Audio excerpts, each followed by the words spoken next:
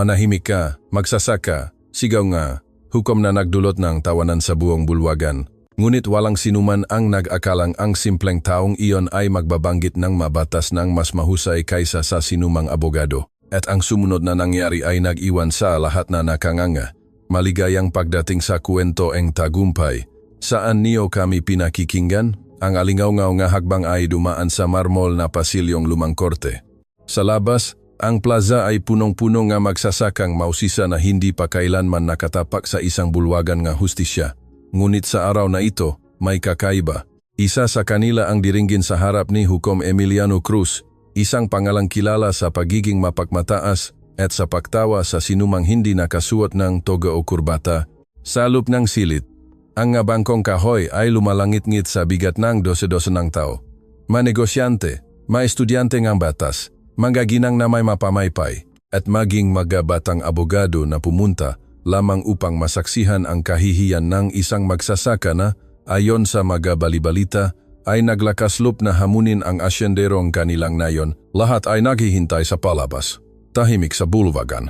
Kulok ng boses ng gwardiya habang papasok ang hukom.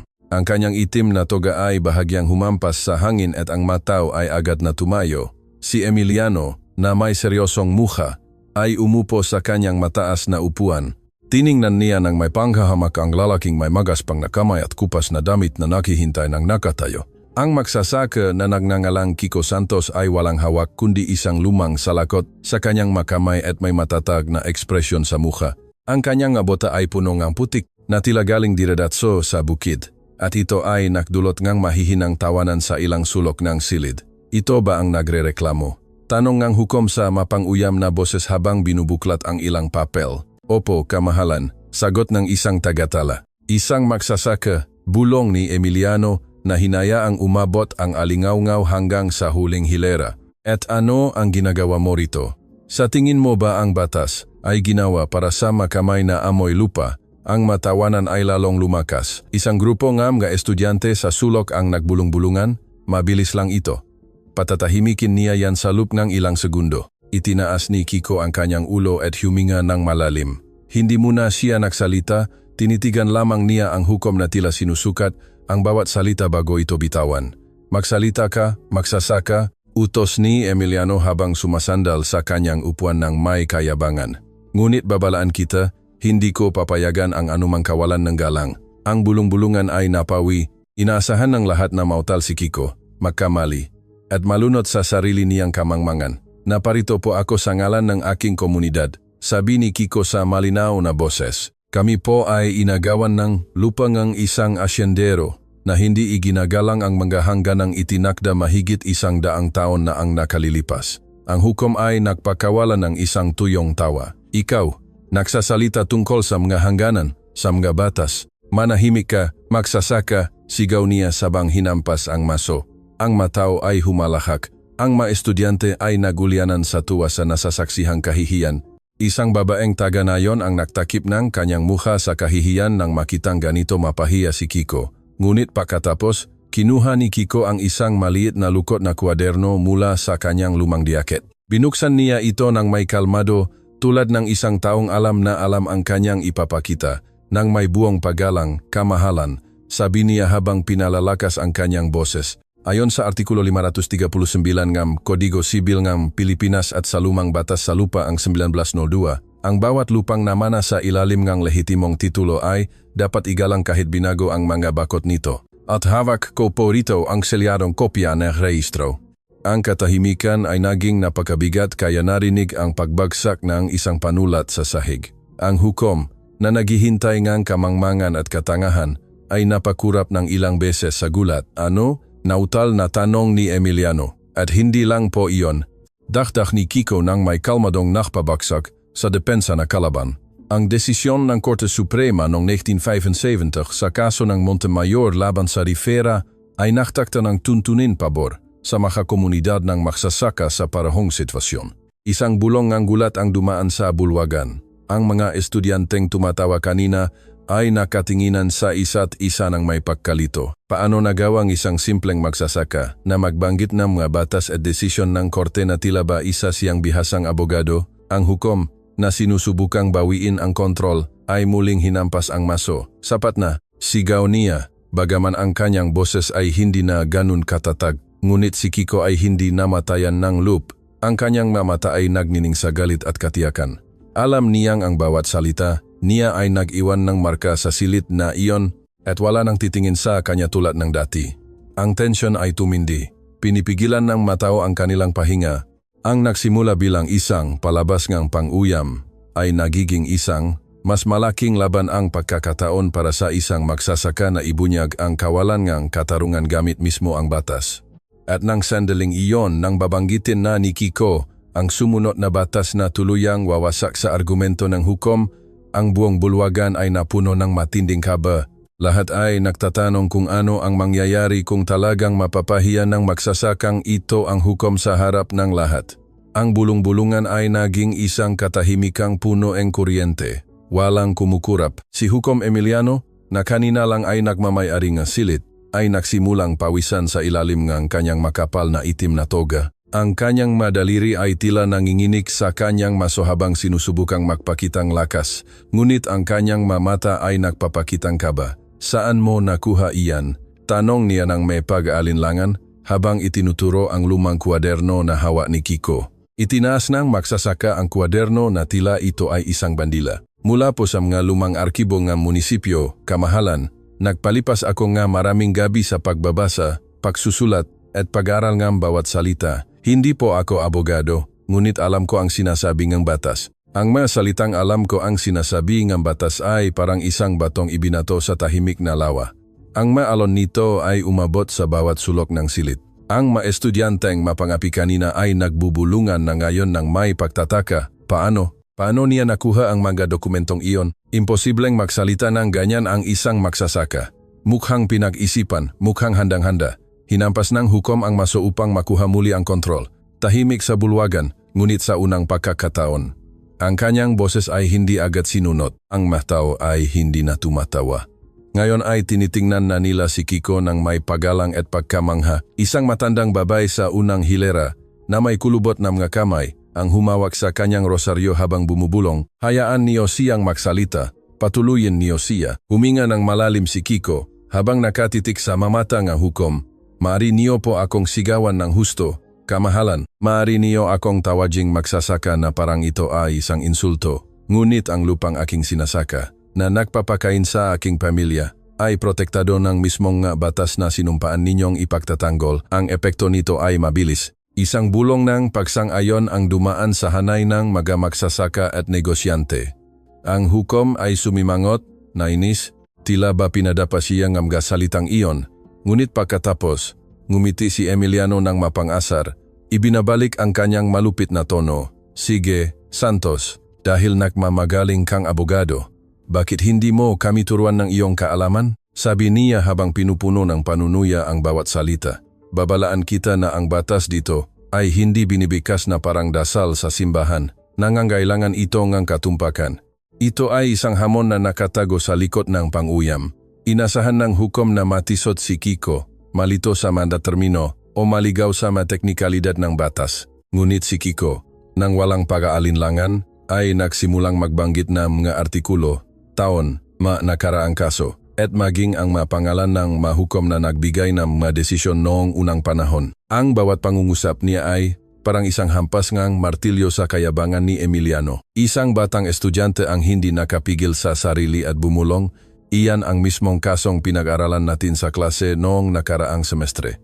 Ang iba naman ay napatingin sa kanya ng gulat. Ang tensyon ay lalong tumaas. Mas malakas na hinampas ng hukom ang maso. Sinusubukang pigilan ang bahangam ga argumento. Sapat na, magsasakang bastos, sigaw niya. Ako ang masusunod dito. Ang alingaw-ngaw ay ngayong pangungusap na iyon ay umalingaw-ngaw, ngunit may nagbago. Hindi na ito nagdulot ng tawanan. Walang sinuman ang sumabay sa kanyang walang lamang tawa.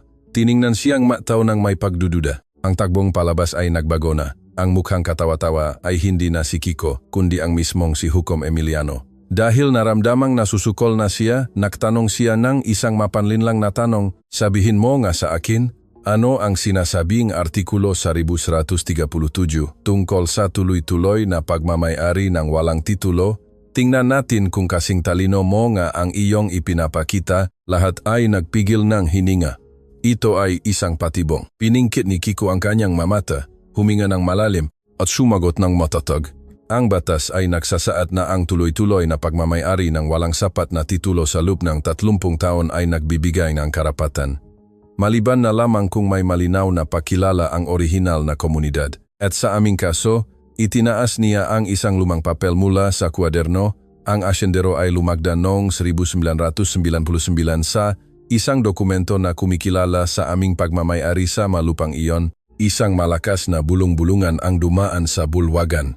Maging ang ilang abogadong naroon ay napaupo ng maayos, tila naging interesado na sa kaso. Nabuka ang hukom ang kanyang bibig upang sumagot, ngunit walang boses na lumabas. Nabilaukan siya sa sarili niyang galit. Humakbang si Kiko ng isang hakbang, magalang pa rin, ngunit may matibay na pananalig.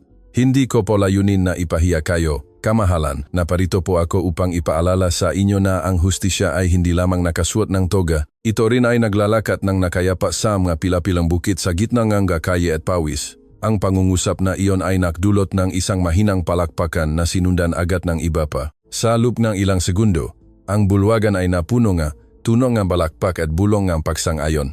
Despradong hinampas ng hukom ang maso. Tahimik sa bulwagan, ngunit malinaw na nawalan na siyang kontrol. Ang tanong ay naroroon na sa hangin, tila isang buitreng umaaligid sa kanyang ulo. Ano ang gagawin niya ngayon sa harap ngang lahat laban sa isang magsasaka na tila mas nakakaalam ngang batas kaysa sa kanya? At nang sumandal si Emiliano ng may galit na mukha na tila ba ipapatapon niya si Kiko palabas gamit ang dahas, ang pinto ng korte ay biglang bumukas ng malakas. Lahat ay lumingon. Sino ang pumasok sa mahalagang sandaling ito? Ang pinto ng korte ay bumukas ng may malakas na kalansing na umalingaw-ngaw sa buong silid. Ang palakpa ay agad na napawi, at ang mata ay napunta sa pasukan. Doon, sa ilalim ng madilim na pinto, ay lumitaw ang isang matangkad na lalaki na nakasuot ng mamahaling kulay abo na Amerikana at may pulang kurbata na nagniningning sa gitna ng seryosong kapaligiran. Agad siyang nakilala ng ilan. Siya si Ati, Tomas Villarreal, ang abogadong asyenda. Isang lalaking kinatatakutan sa mga pasilyong korte dahil sa kanyang katalinuhan at sa mga pabor na kaya niyang makuha mula sa mga makapangyarihan. Kilala siya bilang isang tahong kayang baluktutin ang anumang kaso pabor sa kanyang mga mayayamang kliyente. Aba, sabi niya nang may malamig na ngiti habang naglalakad patungo sa harap. Tila naabutan ko ang isang misa ng nayon. O ito ba ay isang sermon na nakukunwaring paglilitis sa korte?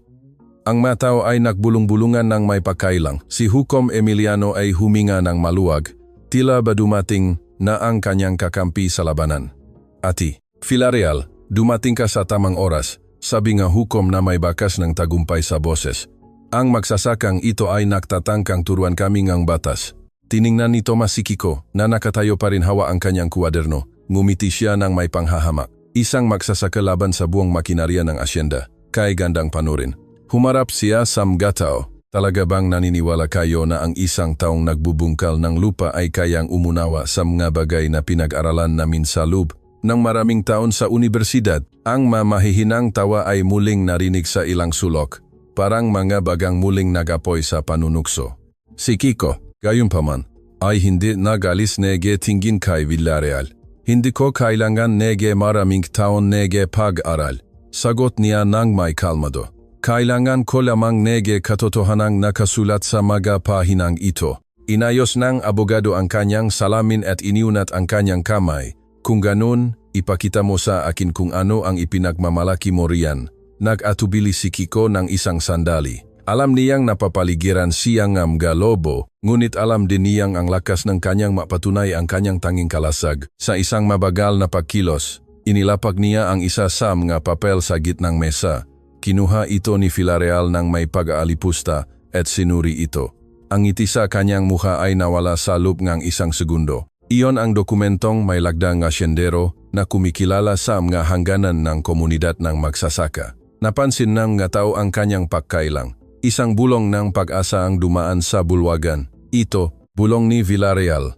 Ngunit agad niyang binawi ang kanyang sarili. Ito ay isang lumang papel lamang, walang halaga, isang panlilin lang. Mabilis na sumang-ayon ang hukom na tila ba kumakapit sa ideyang iyon. Tumpak-tumpak, ang isang magsasaka ay walang kakayahang humawak ng mga ganitong dokumento. Ngunit si Kiko ay humakbang pasulong ng may kalmado. Ang papel na iyan ay may selyo ng notaryo. Sinuri ko ito sa mga arkibo at ito ay may tatak ng taga-talangang munisipyo noong panahong iyon.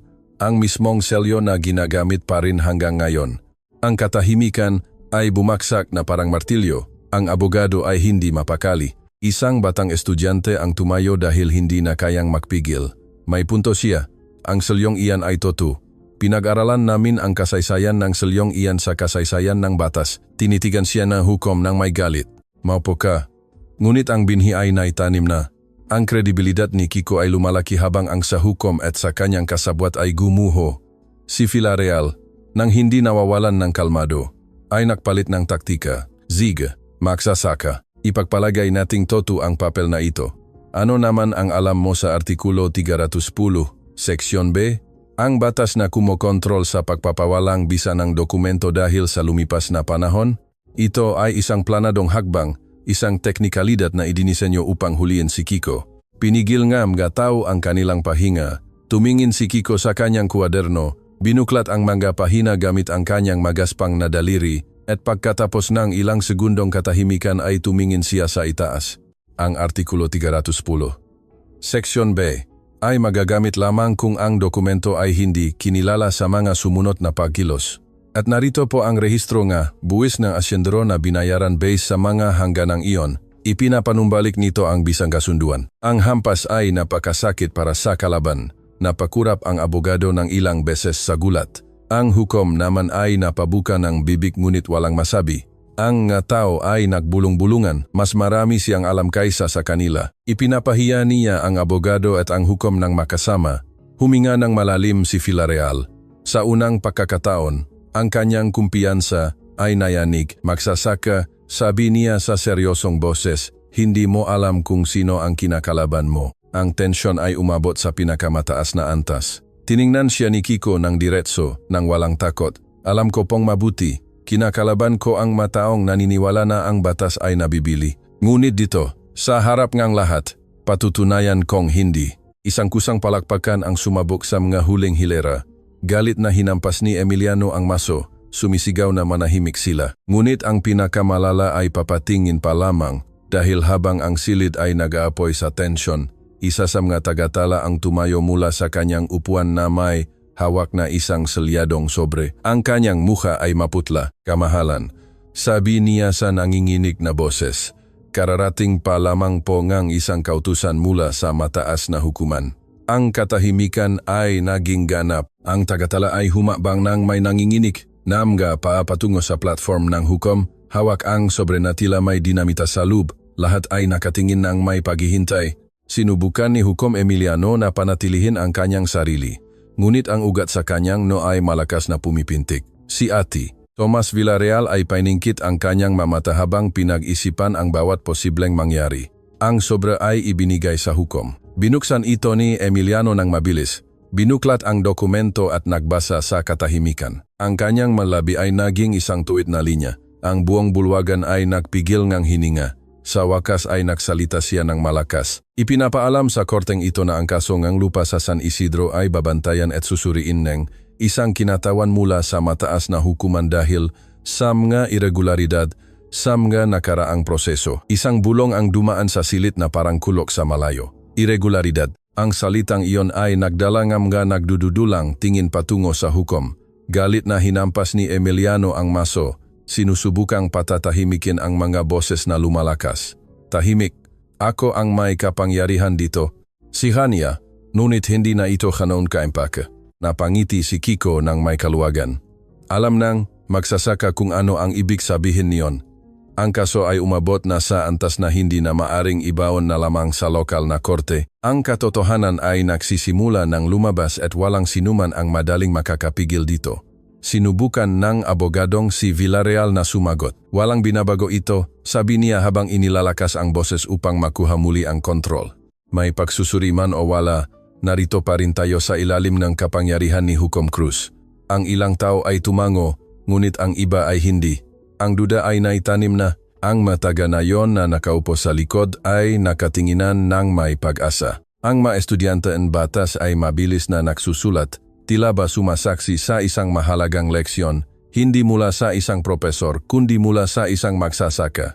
Ang hukom, na may matigas na mukha, ay itinabi ang dokumento. Sige, magpatuloy tayo. Ngunit ang kanyang boses ay wala ng dating lakas, at alam iyon ni Kiko. Huminga ng malalim ang magsasaka at muling itinaas ang kanyang kwaderno. Kung papayagan niyo po, kamahalan, mayroon pa po akong mapatunay. Mabilis na humakbang pasulong si Villarreal. Pagtutol, ang lalaking ito ay hindi maaring magpakita ng mga patunay na tila ba isa siyang abogado. Wala siyang lisensya, wala siyang pinag-aralan, at wala siyang karapatan. Kumapit ang hukom sa mga salitang iyon na tila ito ay isang salbabida. Tama, hindi tatanggapin ang anumang patunay ng walang tamang legal na proseso. Ang silid ay sumabog sa mga sigaw ng pagtutol. Ang magsasaka at negosyante ay tumayo at humihingi ng katarungan. Kailangang ihampas ng gwardiya ang kanyang baston sa sahig upang subukang ibalik ang kaayusan. Itinaas ni Kiko ang kanyang kamay upang humingi ng katahimikan, at nang makuha ito ay nagsalita siya ng may kalmado ngunit may talas na parang patalim. Sinasabi ninyong wala akong karapatan. Ngunit hindi ba't sinasabi sa ating konstitusyon na ang bawat mamamayan ay may karapatang ipagtanggol ang kanyang sarili kung wala siyang kakayahang kumuha ang kinatawan? Ang matao ay natahimik. Napadilat si Villarreal sa gulat. Ang hukom naman ay tila naging estatwa. Artikulo 3, Seksyon 1, patuloy ni Kiko habang nakatiti kay Emiliano. Ang bawat mamamayan ay may karapatang diringgin sa kanyang sariling pagtatanggol sa harap ng anumang korte. Iyan po ay nakasulat sa ating saligang batas. Isang matinding katahimikan ang bumabalot sa silid. Nabukang ang hukom ang kanyang bibig upang sumagot ngunit wala siyang mahanap na salita at ang mga tao ay nagsimulang magreaksyon. Una ay mga bulong, pagkatapos ay mga sigaw, at sa huli ay isang malakas na palakpakan na naging isang malaking tunog nga tagumpay. Pulang-pula sa galit si Emiliano habang paulit-ulit na hinahampas ang maso. Tahimik, tahimik sabi ko. Ngunit wala nang nakikinig sa kanya. Ang silid na kanina ay ganap niyang pinamumunuan ay nakakiling na ngayon sa magsasakang may putikang bota na nagsasalita na parang isang dalubhasa sa batas. Si Villarreal, dahil sa desperasyon, ay nakpalit ng diskarte. Sige Santos, kung talagang marami kang alam, patunayan mo. Bibigyan kitang isang tanong na kahit ang pinakamahusay na estudyante ay hindi masasagot ng walang pagkakamali. Inayos niya ang kanyang kurbata at nagtanong ng malakas. Ano ang sinasabi ngang batas tungkol sa mga nakatagong karapatan sa daanan ng tubig sa mga lupaing pang-agrikultura kapag may hindi pagkakaunawaan sa paggamit ng tubig? Ang mabulong ay napawi. Ito ay isang mahirap na tanong, puno nga teknikal na termino. Tumingin si Kiko sa kanyang kwaderno. Binuklat niya ang mapahina ng may kalmado, ngunit ang kanyang pahinga ay matatag. Ang katahimikan ay tumagal ng sapat para isipin ng ilan na sa wakas ay natalo na siya. Ngumiti si Villarreal ng may panunukso. Kita niyo na, walang alam ang magsasaka. Ang lahat ng ito ay isang murang palabas lamang. Ngunit pagkatapos ay itinaas ni Kiko ang kanyang ulo. Ang kanyang boses ay malinaw at walang pag-aalinlangan. Sinasabi ng batas na walang sinumang may-ari ang maaring magbawas sa tradisyonal na paggamit ng tubig ng isang komunidad, maliban na lamang kung may nakasulat na kasunduan na nilagdaan ng lahat ng gumagamit nito. At sa aming kaso, inilabas niya ang isa pang papel. Walang ganoong kasunduan na naganap kailanman. Ang hampas ay nakamamatay. Ang matao ay sumigaw sa tuwa. Ang mga estudyante ay nagpalakpakan. Ang mga kababaihan ay tumayo mula sa kanilang maupuan at maging ang mga gwardya ay nagkatinginan sa isa't isa dahil sa gulat. Desperadong hinahampas ng hukom ang maso. Ngunit ang kanyang boses ay nalunod sa ingay ng silid. Si Villarreal, sa unang pagkakataon sa kanyang karera, ay walang nahanap na agarang sagot. At sa gitna ng kaguluhang iyon, humagbang pasulong si Kiko habang nakatitik sa hukom. Ang kanyang boses ay nangibabaw sa lahat. Ngayon, hindi lamang ako nagsasalita para sa aking sarili.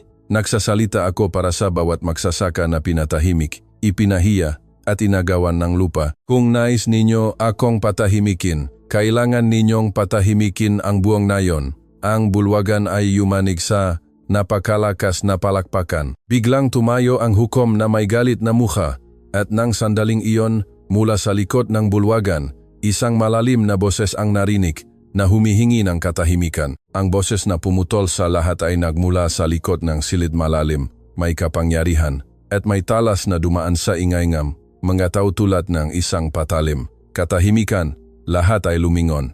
Sa gitna ng mataong nakakatipon sa malikurang upuan, lumitaw ang isang lalaking may uban na buhok, nakasuot ng madilim na Amerikana at may matatalas na mata. Wala siyang suot na toga, ngunit ang gintong sagisag sa bulsa ng kanyang Amerikana ay nagbunyag ng kanyang pagkakakilanlan. Siya ay isang komisyoner mula sa mataas na hukuman, isang taong may sapat na kapangyarihan upang suriin at bawiin ang desisyon ng sinumang lokal na hukom. Ang katahimikan ay agad na bumalik. Namutla si Hukom Emiliano, napakagat labi si Villarreal. Si Kiko naman ay hinawakan ang kanyang kuwaderno sa kanyang dibdib habang humihinga ng malalim. Mabagal na naglakad ang kinatawan sa gitnang pasilyo. Ang bawat hakbang niya ay tumutunog sa kahoy na sahig at ang bawat tingin ay umiwas sa kanyang daan. Nang makarating siya sa harap, huminto siya sa tapat ng hukom. "Hukom Cruz," sabi niya sa malamig ngunit mabigat na tono. "Nakatanggap ako ng mga ulat tungkol sa paraan ng inyong pagpapatakbo sa kasong ito. At ngayon, nang masaksihan ko ito gamit ang aking sariling mga mata, napatunayan kong hindi pinalalabis ang mga ulat na iyon." Pinigil ng mga tao ang kanilang pahinga. Nabilaukan si Emiliano sa sarili niyang laway. "Kamahalan ako, sinusunod ko lamang po ang tamang proseso." Pinatigil siyang kinatawan sa pamamagitan ng isang pagkilos ng kamay. "Ang nakita ko rito ay hindi proseso, kundi isang palabas. At mas malala pa, isang palabas kung saan tila mas interesado kayong mga pikay sa magbigayng hustisya. Isang bulong ang dumaan sa bulwagan. Ang mga magsasaka ay lihim na napangiti. Si Kiko, kahit sinusubukang manatiling seryoso, ay nakaramdam ng pag-asa. Humarap ang kinatawan sa kanya. "At ikaw, Santos," sabi niya sa malalim na boses. "Narinig ko ang sapat upang malaman na hindi ka ordinaryong tao sa silid na ito. Ngunit kailangan kong kumpirmahin ang isang bagay. Talagang pinag-aralan mo ba ang bawat isa sa mga batas na iyan ng mag-isa?" Mabagal na tumango si Kiko. "Opo, kamahalan. Wala po akong abogado o pera. Ang tanging mayroon lang ako ay ang aking magabi, isang lampara, at mga librong ipinahiram sa akin ng isang retiradong guro. Ang pag-aming ito ay nagdulot ng bulongang pahanga mula sa mga tao." Tiningnan siyang kinatawan sa loob ng ilang segundo na tila sinusuri ang kanyang katapatan. Sa wakas ay tumango ito. "Kung ganun, magpatuloy ka. Nais kong marinig ang iyong maargumento." Biglang tumayo si Hukom Emiliano. "Pagtutol," sigaw niya na tila nawawala sa sarili. "Ito ay isang pag-abuso sa aking kapangyarihan." Tinitigan siya ng kinatawan ng may galit. "Mag-ingat ka sa paggamit ng salitang iyan, Cruz. Ang kapangyarihan ay hindi isang laruan. Ito ay isang responsibilidad. At ngayon, ang sa iyo ay may malaking pagdududa." Ang silid ay muling napuno ng bulong. Napaupo si Emiliano sa kanyang upuan na pulang-pula sa galit, hindi makasagot. Si Villarreal, nang makitang natatalo na ang hukom, ay nagsalita. Nang may buong paggalang, "Kamahalan, ang lalaking ito ay walang lisensya upang maging abogado. Hindi natin maaring gawing priya ang paglilitis na ito." Tiningnan siya ng kinatawan ng may kalamigan. "Ipinakakalob ng ating saligang batas sa bawat mamamayan ang karapatang ipagtanggol ang sarili. O nais ninyo bang ipagkait ang karapatang iyan sa harap ng lahat ng taong narito?" Natahimik si Villarreal. Walang posibleng sagot ng hindi namumukhang masama sa harap ng publiko. Sinamantala ni Kiko ang katahimikan at humakbang pasulong. "Kamahalan, may dala po akong mapatunay na ang asyenda ay lumabag sa mga makasaysayang hangganan ng aming mga lupa, mga dokumento, mga rehistro, at mga saksi. At kung papayagan niyo po ako, maaari ko silang banggitin dito." At ngayon, tumango ang kinatawan. "Magpatuloy ka." Binuksan ni Kiko ang kanyang kuwaderno at nagsimulang magbasa. Nagbanggit siya ng mga lumang artikulo ng batas, mga nakalimutang kaso, at nagpakita ng mga dokumentong kinopya niya gamit ang sariling kamay ng may kahangahangang katumpakan. Ang matao ay nakikinig sa ganap na katahimikan na tila ba ang bawat salita ay isang hampas sa isang pader na hanggang sa araw na iyon ay tila hindi magigiba. Ang mga estudyanteng batas ay mabilis na nagsusulat. Bulong ng isa sa kanila, dapat ituro ito sa mga universidad. Si Villarreal ay hindi mapakali sa kanyang upuan, naghahanap ng anumang butas sa mga argumento ni Kiko. Ngunit ang bawat salita ni magsasaka ay may kasamang petsa, selyo, pangalan, at mga detalye na hindi mapasisinungalingan. Sa wakas, nang matapos si Kiko, ang buong bulwagan ay sumabog sa palakpakan. Desperadong hinahampas ng hukom ang maso, ngunit ang kanyang boses ay nalulunod sa tunok ng tagumpay. Itinaas ngan sinatawan ang kanyang kamay upang humingi ngan katahimikan. Narinig ko ang sapat upang malaman na ang kasong ito ay hindi maaring tapusin ng mabilis. Iniutos ko ang pansamantalang pagpigil sa anumang desisyon hanggang sa masuri ang lahat ng patunay na ipinakita rito. Agad na tumayo ang mga tao, ang ilan ay umiyak sa tuwa. Ang iba naman ay nagbabalukatan. Isinara ni Kiko ang kanyang kwaderno ng may nakniningning na mga mata. Ngunit habang ang pag-asa ay kumakalat na parang apoy, si Villarreal ay sumandal sa hukom at may ibinulong sa tenga nito. Mabagal na tumango si Emiliano nang may masamang ngiti na nagpatindig ng balahibo sa mga nakapansin nito. Nanalo ang magsasaka sa unang labanan, ngunit sa mga mataeng hukom at ang kanyang abogado ay may natitira pang mapanganib na plano. Isang planong nababadya ng paghihiganti. At nang ang silid ay magsimula ng mabasawan ng tao, naramdaman ni Kiko ang isang kamay na humawa sa kanyang balikat mula sa likod. Ang kamay sa balikat ni Kiko ay napalingon sa kanya agad. Ito ay isang matatak na kamay. May mga daliring may duming ang tinta. Pagkaharap niya ay nakita niya ang isang lalaking may katamtamang edad, payat, may bilog na salamin at may seryosong mukha. Huwag kang matakot, sabi nito sa mahinang boses. Ako si Ernesto Galang. Isa akong mamahayag at ang ginawa mo rito ay hindi dapat manatili lamang sa loob ng mga dingding na ito. Tiningnan siya ni Kiko ng may pag-ingat. Mamamahayag? Mula sa anong pahayagan? Ipinakita ni Ernesto ang isang lukot ngunit totoong ID. Mula sa Diaryo Pilipino. Isinulat ko ang lahat ng nangyari. Maniwala ka sa akin, kailangang malaman ng bansa ang nangyari ngayon, nagatubili si Kiko. Ang isang bahagi niya ay nais tanggapin ang tulong na iyon upang isigaw sa mundo na ang kanyang komunidad ay hindi naiisa. Ngunit ang kabilang bahagi ay natatakot sa pahihiganti. Alam niyang hindi madaling susuko ang asyenda. Hindi ko po gustong maging sentro ng palabas, bulong ni Kiko. Naging sentro ka na, sagot ng mamahaya ng may kalmado. Ang pagkakaiba lang, sino ang makukuwento ng iyong kuwento? Sila ba o ikaw?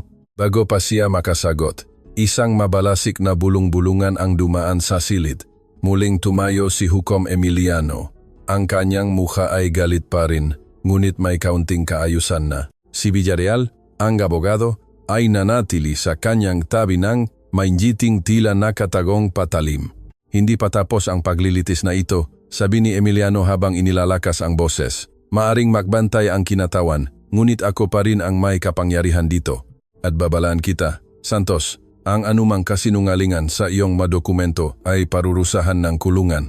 Ang matao ay nagalit. Sumigaw ang mga magsasaka mula sa likod. Pang-aapi iyan, nais ninyo lamang siyang patatahimikin. Itinaas ng kinatawan ang kanyang kamay upang humingi ng katahimikan ngunit hindi muna nakialam. Tila ba nagmamasid siya, naghihintay sa susunod na hakbang.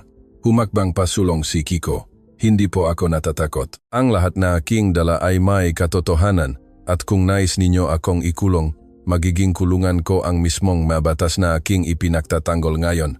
Ang silid ay muling sumabog sa palakpakan. Hinampas ni Emiliano ang maso na tila ba masisira na ito. Si Villarreal, nang makitang ang kapangyarihan ng hukom, ay naglalaho sa harap ng lahat, ay nagpalit ng diskarte. Sige, magsasaka, sabi niya sa malalim na boses. Kung talagang tiwala ka sa iyong kaalaman, tanggapin mo ang isang hamon. Tiningnan siya ni Kiko ng may pagdududa. Anong uri ng hamon? Naglakad ang abogado patungo sa gitnang silid upang marinig ng lahat ang kanyang boses. Sinasabi mong mas alam mo ang batas kaysa sa isang abogado. Kung ganun ay patunayan mo rito at ngayon. Sagutin mo ang isang kunwariang kaso na tila ba ikaw ang hukom na magbibigay ng desisyon. Ang matao ay nagbulong-bulungan sa excitement. Ito ay naging isang palabas sa loob ng palabas. Ngumiti si Emiliano sa ideyang iyon. Sige, Villarreal, sabi ng hukom, ipakita natin sa kanila ang pagsusulit na ito. Umubo ang abogado at nagsimula. Isipin mong may isang magsasaka na humihingi ng lupa na namana niya sa kanyang lolo, ngunit hindi kailanman narehistro ang lupa. Samantala, may isa namang lalaki na bumili ng lupa na may legal na titulo. Sino ang may karapatan? Ang mga estudyante ay napaupo ng maayos, interesadong interesado. Ang tanong ay hindi madali. Pinatitimbang nito ang tradisyonal na pagmamayari laban sa rehistradong titulo. Ipinikit ni Kiko ang kanyang mata sa loob ng ilang segundo. Ang katahimikan ay naging malalim. Inasahan ng lahat na magkamali siya sa wakas. Nang idilat niya ang kanyang mamata, nagsalita siya ng matatag. Ang pangalawang, lalaki ang magkakaroon ng karapatan kung ang unang magsasaka ay hindi kailanman nanirahan o gumamit ng lupa. Ngunit kung may masaksi at tuloy-tuloy na paggamit sa lupa ang komunidad, ang karapatan ng tradisyonal na pagmamayari ang mangingibabaw laban sa mapanlinlang na pagbili. Ito po ay ayon sa desisyon noong 1932 sa kaso NG Morales laban sa Castillo. Napasinghap ang matao, maging ang ilang abogadong naroon ay napatango sa katahimikan. Napakagat labi si Villarreal. Matalino, sabi niya habang pinipilit ang isang ngiti. Ngunit subukan mo ito. Paano kung ang bumili ay naging tapat sa kanyang transaksyon? Itinaas ni Kiko ang kuwaderno. Kung ganun po, babayaran siya ang karampatang kabayaran o indemnidad. Ang nawalan ng lupa ay makatatanggap ng bayad. Ngunit hindi kailanman maaring kunin ang lupa ng isang komunidad na kanilang pinagmulan. Ang mabulong ay lalong lumakas. Ang matao ay tila ba hindi na makapahintay sa susunod na mangyayari. Si Villarreal ay tila wala ng pagpipilian. Galit na sumigaw si Emiliano. Sapat na ang laro, sigaw niya. Hindi ito korte para sa mga magsasakang nangangarap maging doktor ng batas. Ako ang masusunod dito at ibibigay ko na ang aking desisyon. Ang tensyon ay agad na tumaas. Sumimangot ang kinatawan. Nagprotesta ang gataw. Umakbang pasulong si Kiko ng may malakas na boses.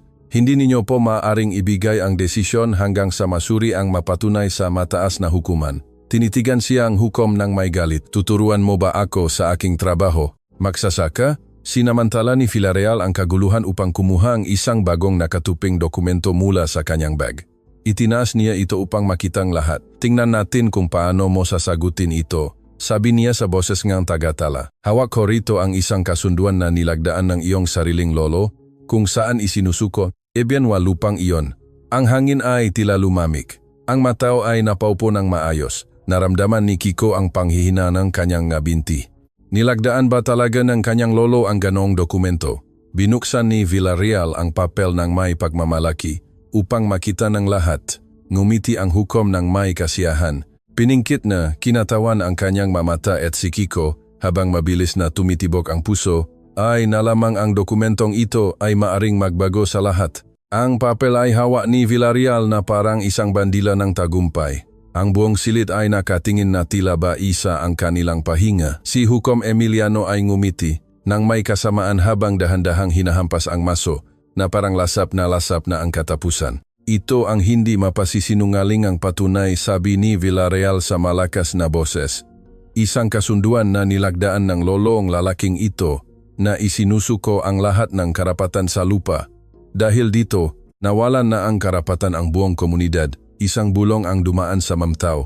Ang ilang magsasaka ay napayuko na tila ba nawawala na ang pag-asa sa kanilang mamgakamay. Ang iba naman ay nagalit, naniniwalang ito ay isang panloloko. Humakbang pasulong si Kiko na may matigas na mukha. Ipakita niyo po sa akin. Ngumiti si Villarreal nang may panghahamak at iniabot ang dokumento. Kinuha ito ni Kiko nang may pag-ingat. Ang kanyang magaspang na daliri ay dumaan sa lumang papel na may mga dumi at kulubot. Ang silid ay nanatiling tahimik. Naririnig ang langit-ngit ng mga bangko kapag may nanginginig na gumagalaw. Binasa ni Kiko nang may buong atensyon ang bawat linya at ang kanyang puso ay tila tumigil. Naroon nga ang lagda ng kanyang lolong si Martin Santos. Ang hukom, na nais makuha muli ang kanyang kapangyarihan, ay sumandal sa mesa. Kinikilala mo ba, magsasaka? Tanong niya sa malupit na tono. Kinikilala mo bang isinukong iyong sariling lolo ang malupang iyon? Itinaas ni Kiko ang kanyang tingin. Ang kanyang matatag at madidilim na mata ay hindi nagpapakita ng pagkatalo kundi ng matinding pagdududa. Ang lagda ay tila nga sa aking lolo. Ngunit ang kasunduang ito ay hindi toto. Nagulat ang mga tao, bulong ilan. Paano niya nasasabi iyan kung binabasa na niya? Ayaw niya lang bang tanggapin ang katotohanan? Humakbang pasulong si Villarreal ng may mapanlinlang na awa. Kawawang lalaki. Kapa ang katotohanan ay mabigat, gumagawa ng dahilan. Ngunit itinuro ni Kiko ang isang detalye sa ibabang sulok ng papel. Tingnan ninyo po rito. Ang petsa ay sinasabing 1978. Noong panahong iyon, ang aking lolo ay 60 taong gulang na at hindi kailanman natutong magbasa o sumulat. Ang bulong ay naging isang malakas na sigaw. Nagulat ang mga tao. Ang mga estudyante ngang batas ay mabilis na nag-usap-usap. Sumimangot ang kinatawan at iniunat ang kanyang kamay. Iabot mo sa akin. Ibinigay ito ni Kiko. Sinuri ngang kinatawan ang papel gamit ang salamin. Pagkatapos ngang ilang segundong tila walang katapusan, tumingin siya sa itaas. Ang dokumentong ito ay may mali. Ang selyong notaryo ay mula sa isang modelo na hindi ginagamit hanggang noong dekadang 90. Ang silid ay sumabog. Ang salitang peke ay narinig sa bawat panig. Desperadong hinahampas ni Emiliano ang maso upang ibalik ang kaayusan, ngunit wala nang nakikinig. Si Villarreal naman ay hindi natinag. Ang kanyang ngiti ay naging matigas na tila ba inaasahan na niya ang reaksyong iyon. Maaring may mali sa selyo, ngunit ang lagda ay totoo. O nais ninyo pong sabihin, kamahalan, na hindi totoo ang nakikita ngang inyong mata. Tinitigan siya ngang kinatawan na tila ba kaya niyang basahin ang kanyang isip. Ang katotohanan ay hindi sinusukat sa tingin lamang. Magkakaroon na, pagsusuri na, ma-eksperto. At kung mapatutunayang ang dokumentong ito ay binago, ang makahihinatnan ay magiging napakabigat. Ang masalitang iyon ay naging napakabigat sa hangin. Napalunok si Hukom Emiliano. Alam niya ang ibig sabihin niyon. Kung mapatutunayang peke ang papel, maari siyang madamay sa pagtanggap ng huwad na patunay. Sinamantala ni Kiko ang sandali upang ilakas ang kanyang boses. Sa buong buhay ko, narinig ko ang aking lolo na nagsasalita tungkol sa malupang iyon. Hindi niya kailanman isinuko ang maito. Sabi niya ay mamamatay siyang ipinagtatanggol ang sa amin. At ngayon ay nais ninyong dungsan ang kanyang alaala gamit ang isang pekeng papel. Nagpalakpakan ang mamagsasaka at sumigaw ng may lakas. Ang silid ay tila yumanik sa galit. Itinaas ni Villarreal ang kanyang kamay upang humingi ng katahimikan, ngunit ang kanyang ngiti ay nagsisimula ng mabasag, galit na hinampas ng hukom ang maso.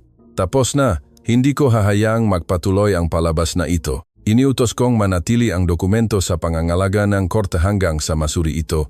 Tumango ang kinatawan ng may seryosong mukha, bagaman ang kanyang mata ay nanatiling nakatitik kay Emiliano tulad ng pagtingin sa isang hayop na nahuli sa sarili nitong patibong.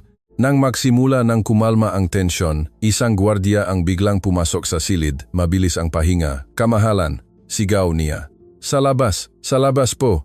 May malaking grupong tao. Ang magsasaka mula sa iba pang nayon ay dumating. Nais nilang pumasok. Sinasabi nilang ang paglilitis na ito ay para din sa kanila. Ang balita ay tila isang kidlat na tumama sa lahat. Nakatinginan ang manaroron ng may kaba. Namutla si Hukom Emiliano. Napakuyom ng palat si Villarreal at naramdaman ni Kiko ang pangingini ng kanyang katawan.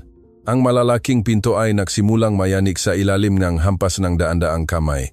Ang ingay ng mga tao sa labas ay lumalakas na parang bagyo at pagkatapos. Sa isang malakas na tunog, ang isa sa mga bintanang korte ay nabasag dahil sa presyon ng mataong nagtatangkang makita ang nangyayari sa loob.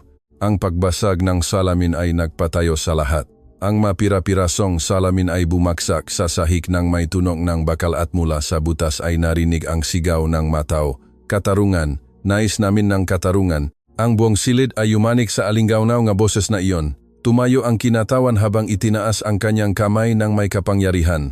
Papasukin lamang ang makinatawan ng nayon. Utos niya sa magwardya. Walang iba. Nagatubili ang mga gwardya habang nakatingin kay Hukom Emiliano na pulang-pula sa galit. Hindi! Sigaw ang hukom, walang papasok dito nang walang pahintulot ko, ngunit huli na ang lahat. Ang nga pangunahing pinto ay bumukas ng malakas dahil sa presyon nga matao. Dose-dose ng magsasaka, malalaki at babae mula sa iba't ibang nayon ang pumasok sa silid. Ang kanilang maamuka ay nagpapakita ng hirap ng pagtatrabaho sa lupa sa buong buhay nila at ang kanilang mga kamay ay may hawa na mga karton na may nakasulat na uling. Ang lupa ay aming buhay. Wakasan ang pang-api, kung walang katarungan, walang kapayapaan. Ang ingay ay naging isang malakas na sigaw. Ang mga estudyante nga batas ay tumayo upang makita ng mas maayos. Ang ilan ay napangiti, ang iba naman ay natakot sa tensyon na lumalakas na parang baha. Hinampas ng kinatawan ang mesa gamit ang kanyang kamay. Katahimikan, pakiusap, ito ay korte, hindi plaza. Ngunit hindi tumahimik ang mga magsasaka. Isang matandang babae na may kulubot, na mukha dahil sa araw at may panyo sa ulo, ang sumiga. Ang lalaking iyan ang nagsasalita. Para sa aming lahat, sabi niya habang itinuturo si Kiko. Hayaan niyo siyang magsalita. Isang malakas na palakpakan ang sumunod. Nagulat si Kiko. Mabilis ang kanyang pahinga at sa isang sandali ay nagatubili siya. Kaya ba niyang pasanin ang pag-asang napakaraming tao? Sinamantala ni Villarreal ang kaguluhan upang sumandal kay Hukom Emiliano. Nawawalan na tayo ng kontrol. Kung hahayaan natin silang magpatuloy, mawawala ang lahat sa atin. Kailangan natin ng isang malakas na hampas, isang bagay na wawasak sa kanyang kredibilidad. Tumango ang hukom at ang kanyang mata ay nagpakita ng masamang balak. Samantala, itinaas ni Kiko ang kanyang kamay upang humingi ng katahimikan. Sa kagulat-gulat na paraan, sumunod ang matao. Nagsalita ang magsasaka ng may matatag na boses. Hindi po ako pinuno o bayani. Isa lamang akong tao na nag-aral magbasa ng batas upang hindi na tayo patuloy na apihin. Ngunit kung tatanggi ang korteng ito na pakinggan ako, hindi ako ang kanilang mapapatahimik. Kailangan nilang patatahimikin ang lahat ng taong narito. Ang sigaw ng matao ay muling sumabok. Ang kinatawan, na may seryosong mukha, ay tila nag-iisip kung paano ibabalik ang kaayusan o kung kikilalanin ang lakas ng sandaling iyon. Pagkatapos ay malakas na hinampas ni Hukom Emiliano ang maso. Tahimik, sigaw niya, kung ang korteng ito ay naging priya.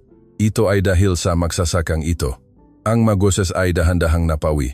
Huminga ng malalim si Emiliano at humarap kay Kiko. Kung nais mong magkunwaring abogado, tatanggapin mo ang magkahihinatnan. Tatanungin kita rito at ngayon, nagulat ang magatao. Ngumiti si Villarreal, ito ang pinakamagandang patibong.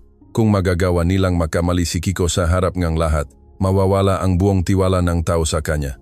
Nagsalita ang kinatawan, "Maginggot kayo, Hukom Cruz. Hindi tayo narito para sa inyong kayabangan." Ngunit hindi siya pinakinggan ni Emiliano. Sumandal siya sa mesa ng may masamang ngiti. "Sabihin mo sa akin, Santos, ano ang sinasabi ng batas tungkol sa paghahati ng mana kapag ang isa sa mga tagapagmana ay hindi kinikilala ang iba? Ang mabulong ay dumaan sa silid. Ito ay isang mahirap na tanong, puno nga na teknikal na bahagi na maaring magpatisod kahit sa mabihasang abogado. Ipinikit ni Kiko ang kanyang mamata. Ang kanyang isip ay naglakbay sa mga mahahabang gabi kung saan nag-aral siya sa ilalim ng liwanag ng lampara. Naalala niya ang bawat salita, bawat linya, at bawat paliwanag na isinulat niya ng may pagtitiyaga. Idinilat niya ang kanyang mamata at sumagot ng may kalmado. Sinasabi po ngang batas na kung ang isa sa tagapagmana ay hindi kumikilala sa iba, ang hukom ay dapat magutos ng isang paghahati sa ilalim ng korte upang ang lahat ng ari-arian ay may pamahagi ng patas ayon sa batas at walang sinumang tagapagmana ang maaring kumuhang lahat kung walang kasunduan ang bawat panig. Natahimik ang silid, sumimangot si Villarreal. Gayunpaman, hindi sumuko si Emiliano. "Sige, magsasaka," sabi niya habang hinahawakan ng mahigpit ang maso. "At ano ang mangyayari kung ang isa sa mga tagapagmanang iyon ay mamatay bago palumagda sa paghahati?" Tinitigan ni Kiko ang mamata ng hukom. "Kung ganon po, ang kanyang karapatan ay direktang mapupunta sa kanyang anak kung mayroon man. At kung wala naman, ay mapupunta sa iba pang natitirang tagapagmana." Ang bulong ay narinig agad. Hindi nakakamali ang magsasaka. Ang bawat sagot niya ay isang hampas sa kayabangan ng hukom. Si Villarreal, nang makitang hindi nila matatalo si Kiko sa mga tanong, ay sumandal kay Emiliano. "Hindi natin siya matatalo sa mga tanong. Kailangan natin ng ibang paraan." Tiningnan siya ng hukom nang may madidilim na mata at tumango ng mabagal. Nang sandaling iyon, isang gwardiya ang lumapit sa platform ng hukom na may hawak na selyadong sobra. "Kamahalan, dumating po ang isang agarang ulat mula sa tanggapan ng rehistro sibil." Kinuha ngang hukomang sobra at binuksan ito gamit ang kanyang nanginginig na mga kamay. Ang kanyang mga mata ay nagpakita ng masamang saya habang nagbabasa. Pagkatapos, ay tumingin siya kay Kiko at ngumiti ng may kamandag. "Sige, magsasaka," sabi niya sa malakas na boses na ipinaririnig ang bawat pantik. "Hawak ko rito ang patunay na hindi ka man lang lehitimong tagapagmana ng galupang iyon." Ang katahimikan ay naging ganap. Ang matao ay nagpigil ng hininga. Naramdaman ni Kiko na tila ba gumuho ang lupa sa kanyang ilalim. Itinaas ni Hukom Emiliano ang ulat na parang isang bandila ng tagumpay. Ang kanyang malabi ay nagpakita ngang masamang ngiti. Ninanamnam ang bawat segundo ngang takot na kanyang nilikha.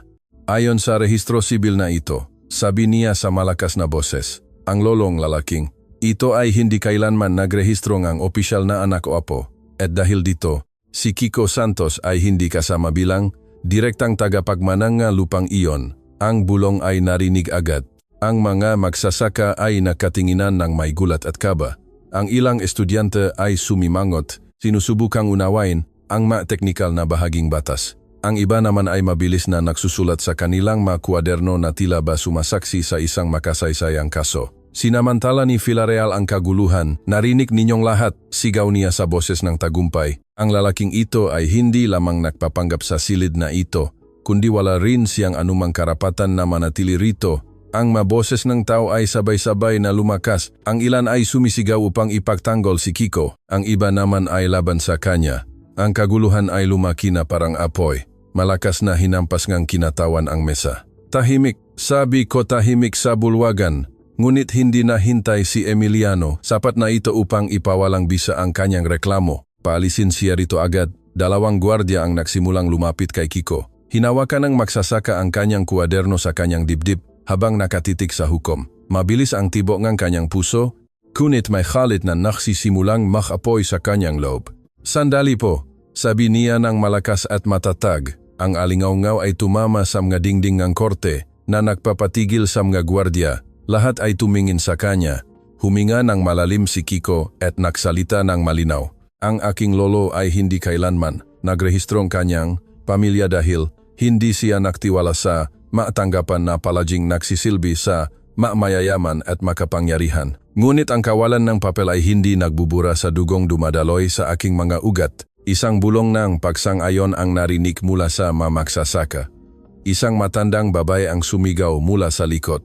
Ang batang iyan ay tunay na apo ni Martin Santos. Kilala ko siya mula noong bata pa siya.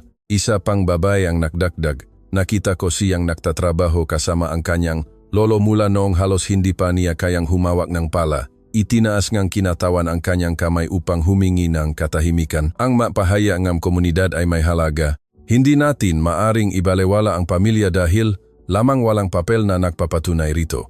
Namutla ang hukom ngunit sinubukang manatiling matigas. Hindi sapat na patunay iyan, sabi niya. Binuksan ni Kiko ang kanyang kuwaderno at kinuha ang isang maayos na nakatuping papel. Ngunit mayroon po akong patunay, sabi niya. Sumimangot si Villarreal. Anong patunay? Binuklat ni Kiko ang papel. Ito ay isang lumang sulat na may nanginginig ngunit nababasang sulat kamay. Ito po ay sulat ng aking lolo na isinulat niya sa huling buwan ng kanyang buhay. Doon ay ipinapahayag niya ang kanyang pagmamahal sa akin, kung paano niya ako tinuruang magbungkal ng lupa at kung paano niya ninais na ako ang magpatuloy sa pagtatanggol sa aming lupain. Ang katahimikan ay bumalik sa buong silid. Pinigil nga magsasaka ang kanilang pahinga. Nais makitang kinatawan ang sulat. Ibinigay ito ni Kiko ng may pag-ingat. Sinuri itong kinatawan sa katahimikan. Pagkatapos ay tumingin siya sa itaas. Ang sulat kamay ay sa isang matandang tao at ang papel ay may parehong petsa ng sinasabing kasunduan na napatunayang may mali. Maari itong maging mahalagang patunay. Mabilis na humakbang pasulong si Villarreal. Pagtutol. Ang sulat na iyan ay walang selyongan notaryo. Ito ay isang alaala lamang. Tinitigan siyang kinatawan ng may seryosong mukha. Maaring alaala nga. Ngunit ang alaala ay maaari ding maging patunay kapag nagpapakita ito ngang kagustuhan ng isang taong noong nabubuhay pa ay nagtanggol sa kanyang lupa. At ang kagustuhan ng isang tao ay may halagang legal at moral. Ang mga magsasaka ay muling nagpalakpakan ng malakas. Ang hukom ay galit na hinampas ang maso, ngunit tila mas nagmumukha siyang maliit sa harap ng lakas ng mga taong nakapaligid sa kanya. Dagdag pa ni Kiko ng may matatak na boses, hindi kailangan ng aking lolong notaryo upang mahalin ang kanyang lupa. Ang kanyang buong buhay ang pinakamalaking selyo na maaari niyang iwanan. Tumango ang kinatawan. Natila ba tumama sa kanyang puso ang mga salitang iyon. Dahil sa desperasyon, humingi ng tulong si Emiliano kay Villarreal. Huminga ng malalim ang abogado at nagpalit ng taktika. Kung ganun, pumunta tayo sa mas malalim na usapin. Kung nais ng lalaking ito na patunayang lehitimo siya, gawin niya ito gamit ang maopisyal na dokumento, masertipiko o pagsusuring ang dugo. May bibigay ka ba? Magsasaka? Natahimik ang matao. Ang tanong ay parang isang matalim na patalim. Napatingin si Kiko sa ibaba ng isang sandali. Wala siyang ganong nga dokumento. Wala siyang kakayahang magbayad para sa mga mamahaling pagsusuri. Ngumiti si Villarreal ng may kalupitan. Iyan nga ang aking sinasabi. Kung walang papel o pera, ang iyong nga salita ay tatangayin lamang ng hangin. ang mabulong ay lalong lumakas. Ang pag-asa ay nagsisimula ng mabasag. Napakuyom ng palat si Kiko, ang kanyang isip ay naghahanap ng paraan. At pagkatapos, mula sa mga taong nakatayo malapit sa basak na bintana, isang hindi inaasahang boses ang narinig ng malakas. Maaari ko pong ibigay ang pahayag na iyan, sigaw ngang isang matandang lalaki habang naglalakad patungo sa harap. Ang kanyang mukha ay may mga marka ang edad, ngunit ang kanyang tindig ay nagpapakita ang paggalang. Lahat ay lumingon sa kanya. Nagulat ang hukom. Sumimangot si Villarreal at naramdaman ni Kiko ang mabilis. Natibok ng kanyang puso dahil ang lalaking iyon ay walang iba kundi ang dating tagatalan ng bayan. Ang bulong ay naging isang malaking ingay nang ang matanda ay lumapit sa harap. Ang kanyang lakad ay mabagal, gamit ang isang bastong kahoy.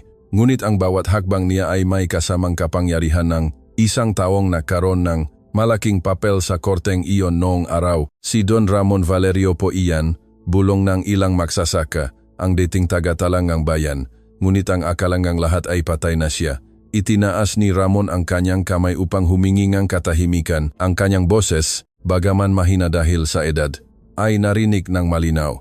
Hindi pa ako patay, at habang ako ay humihinga, ang katotohanan ay hindi may babaon sa limot. Biglang tumayo si Hukom Emiliano na halatang kinakabahan. Ito ay isang kalokohan. Walang ginagawa ang matandang iyan dito, ngunit pinatigil siyang kinatawan sa pamamagitan ng pagtaas ngam.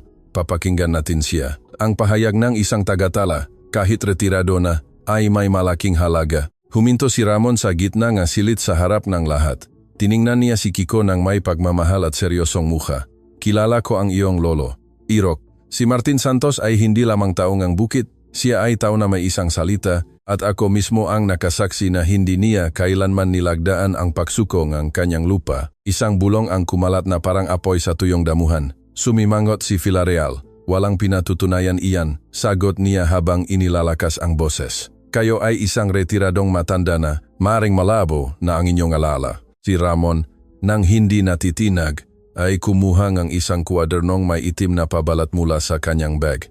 Ang kanyang makamay ay nanginginig, ngunit ang kanyang mamata ay nagniningning sa determinasyon. Narito po ang aking sariling rehistro kung saan isinusulat ko ang bawat dokumentong dumaan sa aking makamay. At sa mapahinang ito ay nakasulat na hindi kami kailanman nagrehistro ngang pagsuko ni Martin Santos. Agad na tumayo ang kinatawan. Iabot ninyo po sa akin. Inilapag ni Ramon ang kuwerno sa gitnang mesa.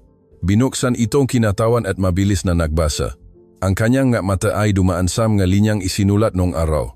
Ang katahimikan ay naging ganap. Pinigil ang lahat ang kanilang pahinga. Ang mga estudyante ay sumisilip upang makita. At si Kiko ay nagmamasid habang mabilis na tumitibok ang kanyang puso. Sa wakas ay tumingin sa itaas ang kinatawan. Ang kwadernong ito ay may petsa at selyo ng tagatala. At ito ay tugma sa iba pang marehistro na alam na natin. Isang bulong ng pagsang-ayon ang dumaan sa silid. Ang mamagsasaka ay nagsimulang magpalakpakan at ang ilan ay sumigaw. Sinasabi ko na nga ba, peke ang papel nila. Desperadong hinahampas ni Hukom Emiliano ang maso. Hindi ko papayagan ang priyang ito, ngunit wala nang nakikinig sa kanya. Ang kanyang boses ay nalunod sa tunok ng gapalakpak. Si Villarreal naman ay nanatiling malamig ang mukha. Ang kanyang isip ay nakahanap pa rin ng paraan. Ang kwadernong iyan ay maaring pakein, sabi niya nang may masamang ngiti. Anong kasiguruhan natin na mga sulat na iyan ay hindi isinulat kahapon lamang? Nagprotesta ang matao ng malakas. Itinaas ni Ramon ang kanyang baston upang humingi ng katahimikan. Nais ninyo ba ang patunay? Kung ganon ay kunin ninyo ang kopya sa arkibo ng munisipyo. Ang katotohanan ay naroon sa mga lumang libro sa silong ng munisipyo. Tumango ang kinatawan. Magbibigay ako ang utos upang suriin ang mga arkibo. Napakagatlabi si Villarreal. Alam niyang maari itong maging katapusan nila. Samantala, lumapit si Kiko kay Don Ramon. Maraming salamat po sa inyong pagsasalita, sabi niya sa nanginginig na boses. Hinawakan ni Ramon ang kanyang balikat. Huwag sa akin, Irok. Magpasalamat ka sa iyong lolo na hindi kailanman hinayaang madungisan ng kasinungalingan ang kanyang pangalan. Humarap si Hukom Emiliano sa mga gwardiya na may galit na mukha. Paalisin ang matandang iyan sa silid. Ang matao ay sumigaw sa galit. Tumayo ang kinatawan ng may lakas na naging dahilan ng pagbagsa ng kanyang upuan sa likod. Walang alis, sigaw niya ng malakas. Habang narito ako, Walang mamamayan ang paalisin dahil lamang sa pagsasabing katotohanan. Ang matao ay sumigaw sa tuwa. Napaupo si Emiliano sa kanyang upuan na walang magawa. Nang sandaling iyon, isang batang estudyante ng batas na kanina patahimik ang tumayo at nagsalita. Nakita ko po ang parehong rehistrong iyan sa universidad. Sigaw niya, may makopya sa pangunahing aklatan. Kung ikukumpara natin ito, malalaman natin kung totoo ang kwaderno ni Don Ramon. Tumango ang kinatawan ng may matatak na mukha. Iniutos ko na magpadalang isang komisyon upang suriin ang mga rehistrong iyon agad. Sinubukan ng hukom na tumutol ngunit ang kanyang boses ay tila nawalan ng lakas. Ang kapangyarihan ay wala na sa kanya. Huminga ng malalim si Kiko. Ang katotohanan ay tila nagtatagumpay na, ngunit sa kaibuturan ng kanyang puso ay may kaba pa rin na baka may iba pang plano ang asyenda. Pinatunayan ito ni Villarreal nang humakbang pasulong at magsalita sa malamig na boses. Kahit ano pang sabihin ng mga rehistro, kahit sumigaw at magpalakpakan ang ngataw, huwag ninyong kakalimutan ang isang bagay. Ang asyenda ay hindi lumalaban gamit ang papel lamang, ito ay lumalaban gamit ang kapangyarihan. At ang kapangyarihan ay hindi palaging nagdedesisyon sa silid na ito, ang katahimikan ay bumalik na parang malamig na tubig. Ang magsasaka ay nakatinginan ng may kaba at pagkatapos, na tila ba tinawag ng masalita na abogado ang panganib, ang makampana ng simbahan sa plaza ay nagsimulang tumuno ng mabilis. Isang tao ang biglang pumasok sa silid habang sumisigaw. Ang mga armadong lalaki nga asyenda ay pinaliligiran ang korte. Ang sigaw mensahero ay parang kidlat na tumama sa lahat sa loob ng silid. Ang mabulong ay naging tunong ng kaba at galit. Ang magsasaka ay agad na lumapit sa mabintana upang makita ng maayos. At dun nga sa plaza, sa harap ng korte, ay may dose-dose ng lalaking nakasakay sa mga kabayo at jeep, may hawak na mga baril at rifle sa kanilang mga balikat, ang maguns at tauhan ng asyenda. Si Hukom Emiliano ay tila nagkaroon muli ngang lakas at tumayo ng may masamang ngiti. Nakikita ninyo na, sigaw niya ng may kasiyahan. Ang kaayusan ay dapat panatilihin at narito sila upang tiyakin iyon. Nagprotesta ang tao ng may galit. Isang babae ang sumigaw mula sa likod. Iyan ay pagbabanta. Nais ninyo kaming takutin. Agad na tumayo ang kinatawan. Kung ang malalaking iyan ay papasok dito ng may mga baril, iyan ay direktang paglabag sa batas. Ang korteng ito ay hindi susuko sa takot. Si Villarreal, sa kanyang malamig na boses, ay nagsalita. Walang sinabing papasok sila, pinoprotektahan lamang nila ang makarapatan ng kanilang amo. Ang pangungusap na iyon ay lalong nagpagalit sa mga tao. Ang magsasaka ay sumigaw habang itinataas ang kanilang mga kamao. Ang mga estudyante naman ay nanginginig na nakatingin sa mga pinto. Ang ilang tagatala ay nagsimula ng mag-ayos ng kanilang papel upang tumakas. Si Kiko, sa gitna ng kaguluhan, ay huminga ng malalim. Alam niyang ito ang huling paraan ng asyenda. Ang lantarang pananakot. Humakbang siya pasulong at inilakas ang kanyang boses. Kung sa tingin ninyo, ay mabubura ng inyong nga baril ang mga napag-usapan dito, nakakamali kayo. Sa labas ay mayroon kayong nga baril, ngunit sa loob ay mayroon kaming katotohanan? Ang sigaw ng pagsang-ayon ay narinig agad. Tumango ang kinatawan ng may seryosong mukha. Ang korteng ito ay nasa ilalim ng aking pangangalaga at habang narito ako, walang alis o papasok nang walang pahintulot ko. Hinampas ng mga tauhan sa labas ang sahi gamit ang kanilang gabaril upang marinig ng mga nasa loob ang tuno nito. Ngumiti si Hukom Emiliano habang nasisiyahan sa takot ng lahat. Tingnan natin kung hanggang saan ang tapang mo, magsasaka, kapa ang nabaril na ang nagsalita. Ang hangin sa loob ay naging mahirap hinggahan. Ang mga bata ay nagsimulang umiyak sa gitna ng kaguluhan.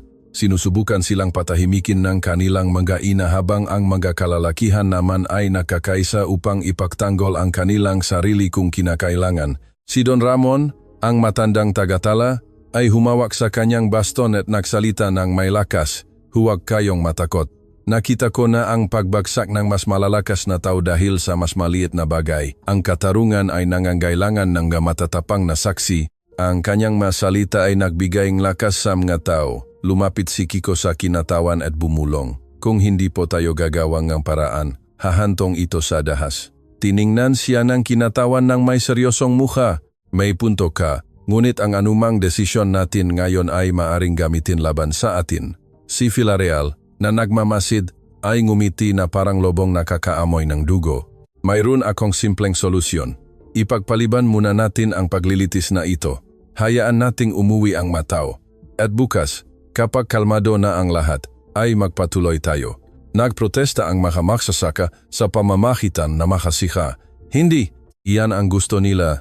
Ang paalisin tayo rito upang baguhin ang lahat sa dilim. Itinaas ni Kiko ang kanyang kamay upang humingi ng katahimikan. Ang kanyang mata ay nagpapakita ng matatak na pananalik. Kung aalis tayo ngayon, hindi na tayo makababalik pa rito kailanman. Alam nating lahat iyan, sa labas ay hindi kalmado ang naghihintay sa atin, kundi ang pagkakataon upang patahimikin tayo ng tuluyan. Tumango ang kinatawan. Kung ganon ay kailangan nating manatili rito sa loob. Galit na hinampas ni Hukom Emiliano ang maso habang nasisiyahan sa takbong pangyayari. Manatili kayo kung gusto ninyo. Sa labas ay may malalaking may baril, at sa loob ay mayroon lamang kayong masalita. Tingnan natin kung gaano kayo katagal. Nang sandaling iyon, isang malakas na tunog ang narinig sa buong silid. Ang isa sa mga pinto sa tabi ay hinahampas mula sa labas na tila ba sinusubukang sirain ito. Ang magsasaka ay mabilis na lumapit doon upang harangan ito gamit ang mga bangko. Si Ernesto, ang mamamahayag na hindi tumitigil sa pagsusulat, ay nagsalita. Kailangang malaman ng bansa ang nangyayari rito. Kung makapapadala tayo ng mensahe sa labas, malalaman ng lahat ang katotohanan. Tiningnan siya ni Kiko ng may kaba. Kaya mo ba? Opo, ngunit kailangan kong lumabas kahit ilang metro lamang upang makarating sa opisina ng telegrapo makagamit ng radyo. Pinaliligiran sila na Matao habang nag-usap ng malakas. Sinasabi ng ilan na ito ay masyadong mapanganib. Ang iba naman ay naniniwalang ito lamang ang tanging paraan. Samantala, sa labas, ang matauhan nga syenda ay nagsimulang mag-apoy ng mga sulo. Ang liwanag na apoy ay nakikita sa mga basag na bintana na nagpapakita ng mga nakatatakot na hugis sa mga dingding ng korte. Hinampas ngang kinatawan ang mesa gamit ang kanyang kamay. Hindi ko papayagang sunugin ang lugar na ito. Ngumiti si Villarreal ng may kalamigan. Hindi nila kailangang sunugin ito, kamahalan. Sapat na ang takot upang ubusin ang mana sa loob. Napakuyom ng palat si Kiko. Ang kanyang boses ay narinig ng malinaw sa gitna ng ingay. Hindi kami susuko. Ang korteng ito ay hindi magiging sementeryo ng katotohanan. Ang Matao ay nagpalakpakan ng may galit, ngunit ng sandaling iyon, isang putok ng baril ang narinig mula sa labas malakas at matalim, at ang alingaw-ngaw nito ay dumaan sa buong silid na parang isang masamang babala. Ang putok ng baril ay narinig na parang kulok. Sa loob ng ilang sandali ay walang sinumang huminga. Pagkatapos, isang malakas na sigaw ang narinig mula sa labas. Kasabayang tunog ng kabayo at mabilis na hakbang. Sa loob ng korte, ang mga tao ay natakot. Niyakap ng mga ina ang kanilang mga anak. Napakuyom ng palat ang mga kalalakihan at namutla ang mga estudyanteng batas. Nagpaputok sila, sigaw ng isa sa tabingang basak na bintana. Ngumiti si Hukom Emiliano ng may kalupitan na tila ba kinukumpirma nito ang kanyang lakas. Inalaan ko na sa inyo, sabi niya sa malalim na boses. Ang batas ay hindi palaging nagdedesisyon sa papel, kung minsan ay sa pamamagitan ng apoy at bakal. Isang sigaw galit ang narinig mula sa mga tao. Tumayo ang kinatawan habang hinahampas ang mesa gamit ang kanyang kamay. Ito ay isang krimen. Iniutos ko sa mga gwardiya na pigilan ang maarmadong lalaking iyan sa labas. Ngunit ang mga lokal na gwardiya ay nag-aalinlangan. Ang ilan ay lumapit sa pinto. Ngunit ang iba ay nanatiling walang kibo dahil sa takot na harapin ang mga tauhan nga asyenda. Ang kanilang panig ay nahahati. Humakbang pasulong si Kiko na may matigas na mukha ngunit may matatak na boses. Hindi tayo maaring manatiling walang ginagawa. Kung hahayaan nating takutin nila tayo, ang lahat ng ating ipinaglaban ngayon ay mawawala. Sumagot ang mga tao sa pamamagitan ng sigaw ng pagsuporta. Si Don Ramon, ang matandang tagatala, ay itinaas ang kanyang baston na parang ito ay isang bandila. Isubulat ninyo ito, sigaw niya sa nanginginig ngunit malakas na boses. Ang asyenda ay may dala na baril at kami ay may dala lamang na katotohanan. Kung may mangyari sa amin, malalaman ng mundo kung sino ang may kasalanan. Sinamantala ni Ernesto ang sandaling iyon. Lumapit siya sa mga tao, hawak ang kanyang kuwaderno. Kailangan ko ng lumabas, sabi niya ng mabilis.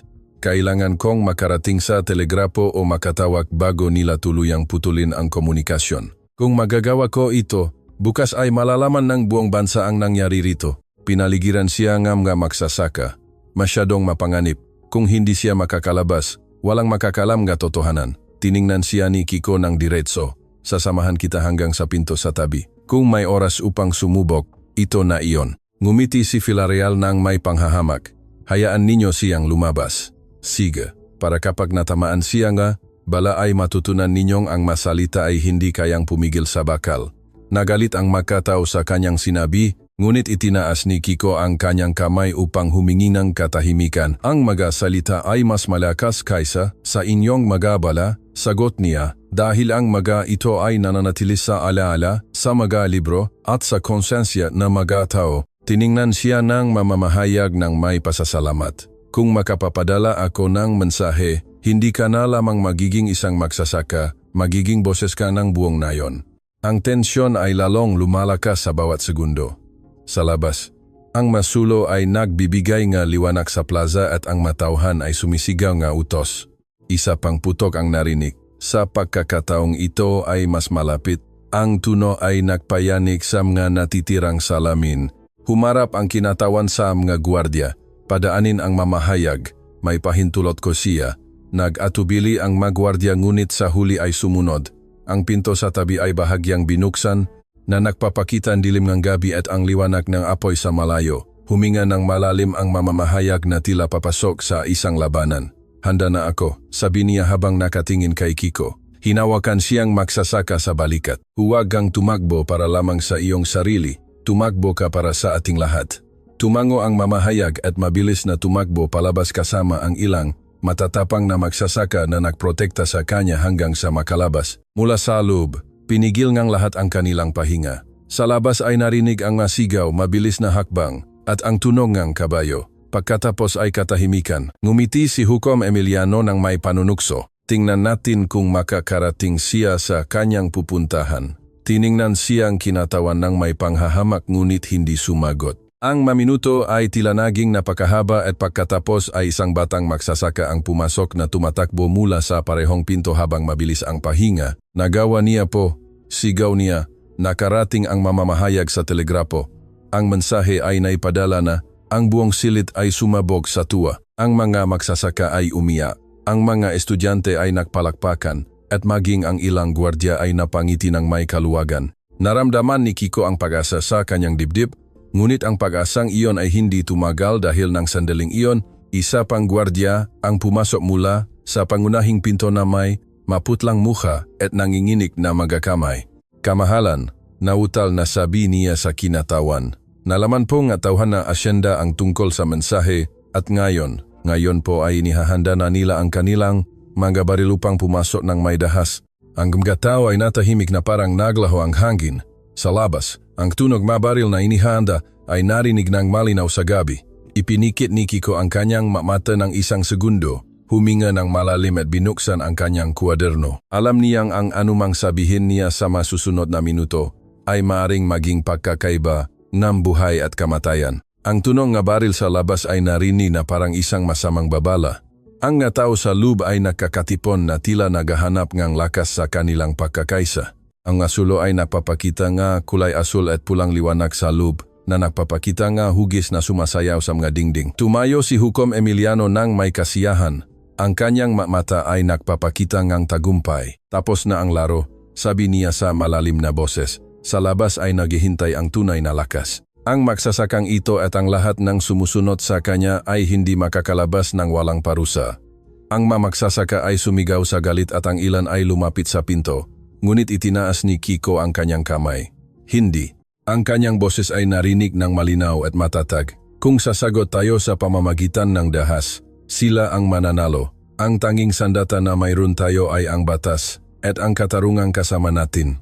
Tiningnan siya nga ang kinatawan sa katahimikan. Tila sinusuri ang kanyang nga salita. Sa wakas ay tumango ito. May punto siya. Ngunit kailangan din nating mag-isip ng paraan upang maging ligtas. Hindi natin papayagang maging lugar ng patayan ang korteng ito. Si Don Ramon, hawak ang kanyang baston, ay lumapit sa harap. Alam na ang bansa ang nangyayari rito. Nakarating na ang mensahe ngang mamahayag. Kung may mangyari sa amin, ang katotohanan ang wawasak sa inyo. Tumawa si Villarreal ng may panghahamak. Ang katotohanan ay hindi kayang pumigil sa bala. Bago pa may latala ang mapahayagan, patay na kayo. Nagalit ang matao sa kanyang sinabi. Si Kiko, nang hindi nagalis ng tingin sa abogado, ay sumagot, maaring patayin ninyo kami.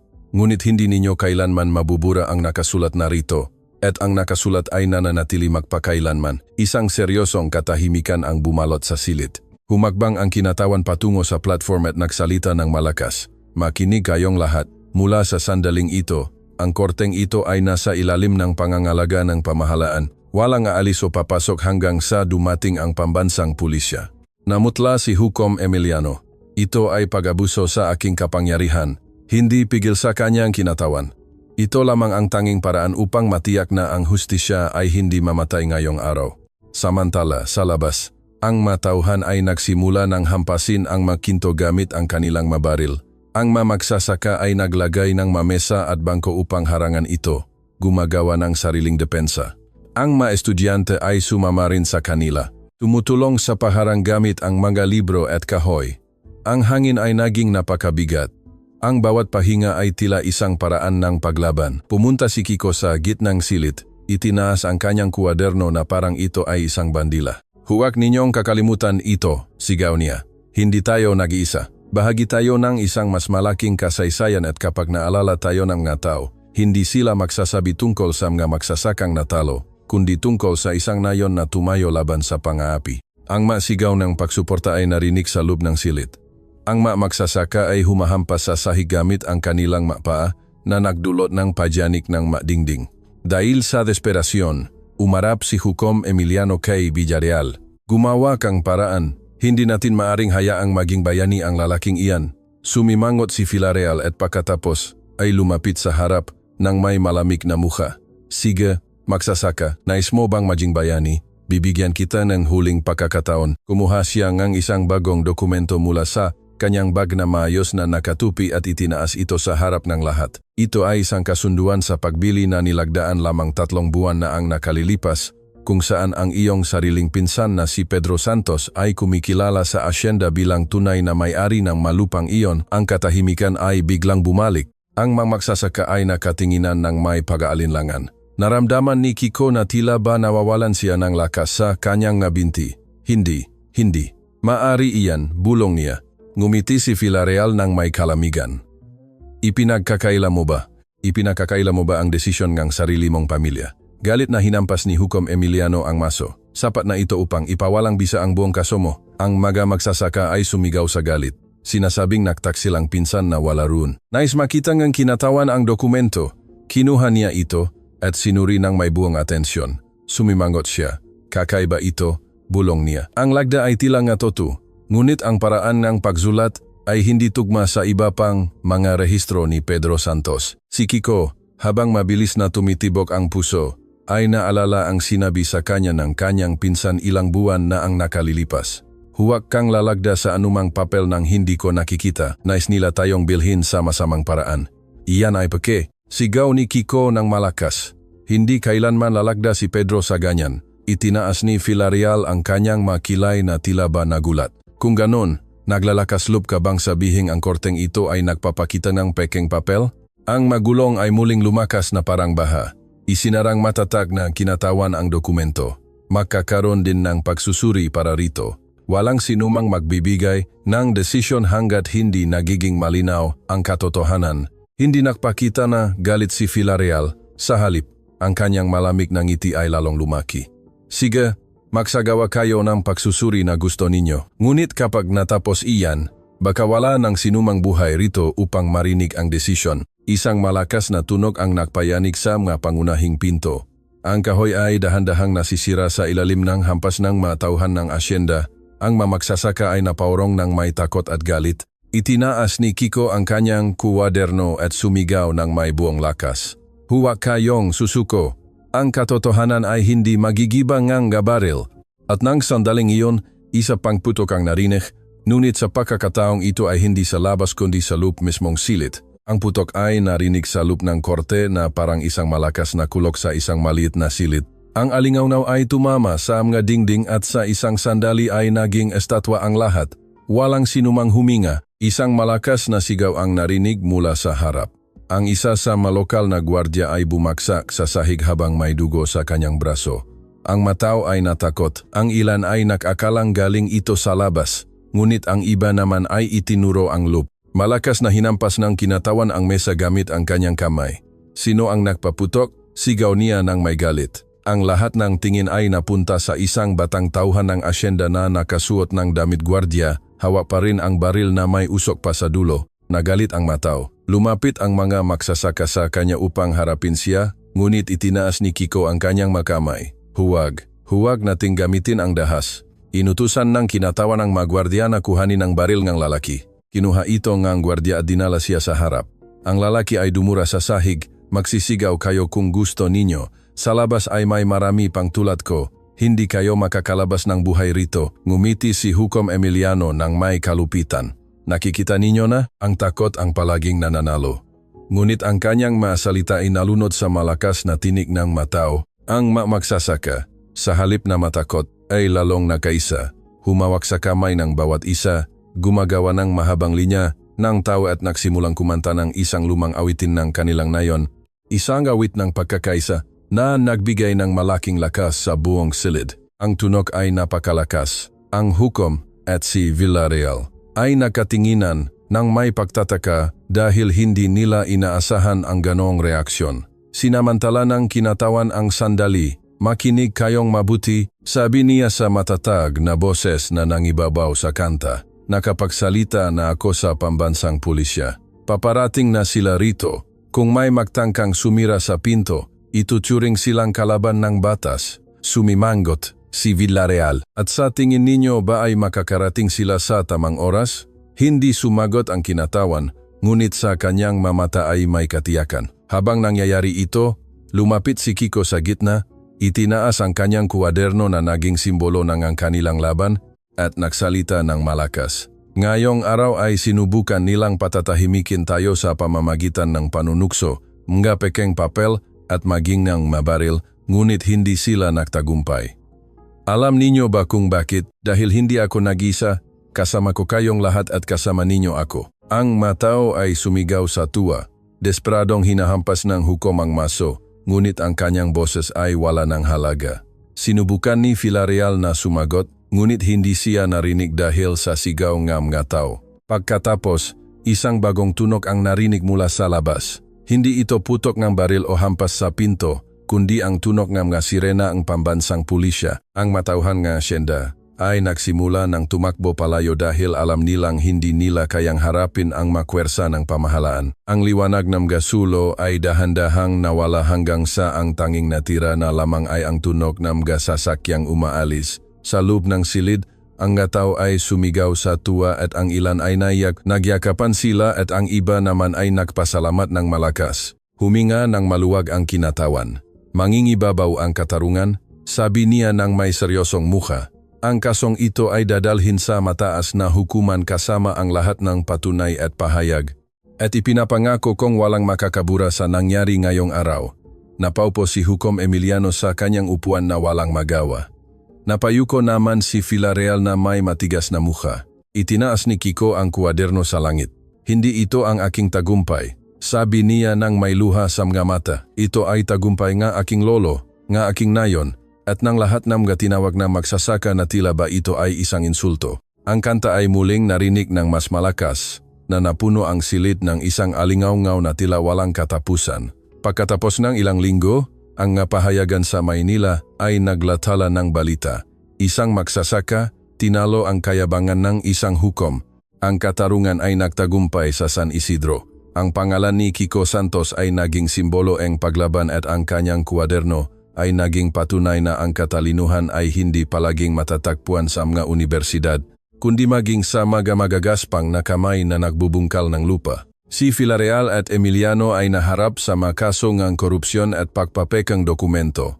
Ang kanilang mamuha na dating mapagmataas ay lumitaw sa mapahayagan bilang halimbawa ng kahihiyan, at sa nayon, ang bawat bata ay natutunan ang nangyari sa araw na iyon. Naalala nila kung paano niyanik ng isang magsasaka na may lumang kuwaderno at maraming gabi ng pag-aaral ang mamakapangyarihan. Hindi kailanman ninais ni Kiko na maging bayani. Bumalik siya sa kanyang lupa, sa pagbubungkal, at sa mga pananim, ngunit alam niyang may nagbago na magpakailanman dahil ngayon, kapag sinusubukan ng mga tauhan ng asyenda na mangapi, ang mga tao ay sumasagot sa pamamagitan ng isang pangungusap, ang batas ay nagsasalita din para sa amin. Ang alingaw-ngaw nam gasalitang iyon ay umabot sa malalayong lugar at kahit burahin ng hangin ang mamarka ng labanang iyon, ang kasaysayan ay nanatili sa ala-ala ng lahat bilang isang paalala na kahit sa harap ng makorup na hukom at mga baril, ang katotohanan ay maaring magtagumpay sa pamamagitan ng boses ng isang magsasaka. Kung ang kwentong ito ay nagbigay sa inyo ng inspirasyon, huwag kalimutang mag-subscribe at i-activate ang bell upang hindi mapalampas ang aming mga susunod na kwento. At kung sa tingin ninyo ay nakita ninyo na ang lahat, maghintay hanggang sa malaman ninyo ang nangyari nang makita ng isang mayaman ang kanyang katulong na ipinagtatanggol ang kanyang anak. Ang ginawa niya pagkatapos ay nag-iwan sa lahat ng gulat.